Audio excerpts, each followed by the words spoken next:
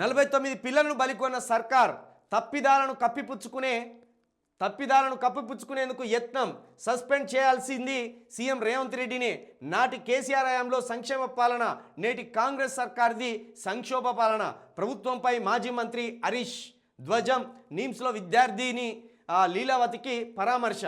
ఇప్పుడు చెప్పండి రేవంత్ రెడ్డి గారు, అల్లు అర్జున్ గారు కారు ఎక్కి అభివాదం చేయడం వల్ల తొక్కిసలాట జరిగి చనిపోయినని ఆయనను ఏటూరుగా చేర్చి ఆయన చెంచల్గూడ జైలుకు ఒక రోజు తరలించారు కదా. మరి ఇంత నిర్లక్ష్యం వహించినందుకు ముఖ్యమంత్రిగా మీ మీద A1 పెట్టాలా, A2 పెట్టాలా, A3 పెట్టాలా? మిమ్మల్ని చెంచల్గూడకు పంపాలా, చెర్లపల్లికి పంపాలా, లేదా వరంగల్ జైలుకు పంపాలా? ఏ జైలుకు పంపాలో మీరు మాట్లాడాలి. ఇప్పుడు ఒక్కరు కాదు, ఇద్దరు కాదు. అక్కడ రేవతి అనే ఒక మహిళ దురదృష్టకరమైన పరిస్థితిలో చనిపోయింది.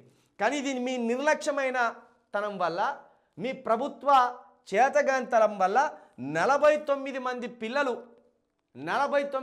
పిల్లలు ఆగమైపోయింది.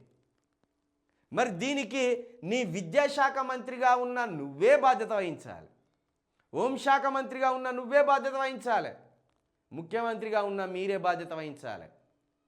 49 మంది పిల్లల ప్రాణాలు కావా? మీ పిల్లల లాంటి పిల్లలు కాదా వీళ్ళు? దీనికి బాధ్యులు ఎవరు? ముఖ్యమంత్రి సీట్లో ఉన్న మీరే బాధ్యులు.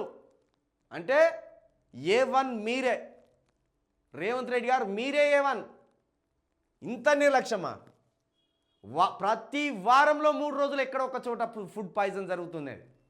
అది గురుకుల పాఠశాలలో ఫుడ్ పాయిజన్ జరిగితే, లేదా ప్రాథమిక పాఠశాలలో ఫుడ్ పాయిజన్ జరుగుతుంది, లేదా ఇక హై స్కూల్లో అయినా ఫుడ్ పాయిజన్ జరుగుతున్నది. 100% నీ తప్పును కప్పిపుచ్చుకోవడానికే నువ్వు ఈ డైవర్షన్ పాలిటిక్స్ చేస్తున్నావు అనేది కూడా ఈ తెలంగాణ ప్రజలు చూస్తున్నారు. ఇంత ఆగమా? ఏ రోజు చెప్పు. ఇప్పుడు సంవత్సరం దాటింది. సంవత్సరంలో ఏ నెలలో ఫుడ్ పాయిజన్ జరిగిన రోజు ఉన్నదో చెప్పాలి. ప్రతి నెలలో ఒకరిద్దరికైనా ఫుడ్ పాయిజన్ జరిగింది.